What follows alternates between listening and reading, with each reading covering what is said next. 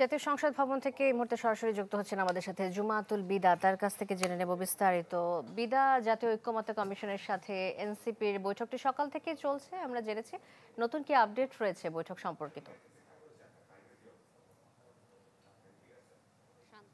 কয়েক ঘন্টা পেরিয়ে এখনো বৈঠক চলছে। কিছুক্ষণ আগে আমরা আসলে এই বৈঠকে থাকা সদস্যের মাধ্যমে জানতে পেরেছি যে এখন আইন সম্পর্কিত যে আলোচনা সেটি চলমান রয়েছে এবং তারা মধ্যের যে বিরতি ছিল সে সময় কিন্তু বাইরে বেরিয়ে এসে গণমাধ্যমের মুখোমুখি হয়েছিলেন, নিজেদের আলোচনার সারমর্ম তুলে ধরেছেন এবং বেশ কিছু আসলে তথ্য তারা জানিয়েছেন যে তারা কোন কোন বিষয়গুলো নিয়ে আলোচনা করেছেন। একটু সংক্ষেপে যদি আমাদের দর্শকদের জন্য তুলে ধরার চেষ্টা করি, সেক্ষেত্রে শুরুতেই তারা নাগরিক নিরাপত্তা নিশ্চিতের ক্ষেত্রে নাগরিক যেই স্বীকৃতি সেটি নিয়ে আলোচনা করেছেন এবং নির্বাচনের পরে ক্ষমতা হস্তান্তরের বিষয়টি যাতে শান্তিপূর্ণ হয় সেই বিষয়টি নিয়েও তারা আলোচনা করেছেন। এছাড়া অর্থবিল ছাড়া যে কোনো সিদ্ধান্ত নির্দলীয় বিরুদ্ধে ভোট দেওয়া যাবে এ ব্যাপারেও তারা তাদের অবস্থান পরিষ্কার করেছেন এবং নির্বাচনকালীন অন্তর্বর্তী সরকারের ব্যাপারে তারা আলোচনা করেছেন। এবং এই বিষয়টি যদি আরেকটু পরিষ্কার করে জানাই, শুরুতেই যে 166টি যেই প্রস্তাবনা ছিল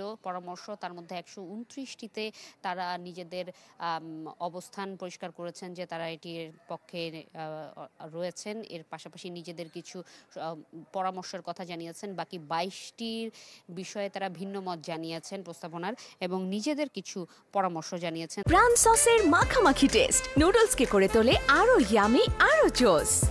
তাজা পাকা টমেটো আর সিক্রেট রেসিপি কম্বিনেশনে প্রাণ সসের বস।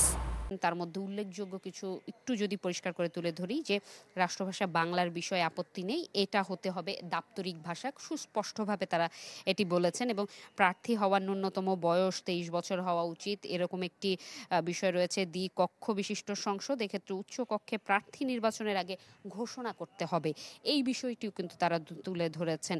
এবং নির্বাচনকালীন অন্তর্বর্তী সরকারের কথা বলছিলাম, যেটি আলোচনা হয়েছে এবং তাদের যে বিরতি ছিল বিরতির সময় বেরিয়ে এসে তারা কিন্তু জানিয়েছিলেন, তার একটি অংশে কিন্তু তারা বলেছেন যে নির্বাচনকালীন অন্তর্বর্তী সরকার হতে হবে, তাদের কাজ কেবলই নির্বাচন আয়োজন করা, এর মেয়াদ 70 থেকে 75 দিন হতে পারে, এরকম একটি পরামর্শ তারা জানিয়েছেন। এবং এই বিষয়ে তারা যেটি বলেছে, ইসি এবং এনসিসি থাকলে আলাদা তত্ত্বাবধানের ব্যবস্থা দরকার নেই এবং দায়িত্ব নিতে পারে এনসিসি, এই বিষয়গুলো তারা জানিয়েছেন। এবং তারা আসলে নাগরিক মৌলিক অধিকার এবং সব ধরনের স্বার্থকে উপেক্ষা করে জাতীয় স্বার্থে প্রত্যেকটি দলকে ঐক্যমতে আসার যেই বিষয়টি, এটিও তারা জানিয়েছেন। তাদের কাছে প্রশ্ন করা হয়েছিল গণপরিষদ নির্বাচন এবং আইনসভা উভয়ের কথা যেহেতু তারা বলছেন, সেক্ষেত্রে অন্যান্য দলগুলোর মতের বিষয়ে তারা কিন্তু বলেছেন একটি আইনসভার মধ্য দিয়ে তারা নির্বাচন সে বিষয়টি বলছেন, যেটি আসলে স্ট্যাটাসটি থাকবে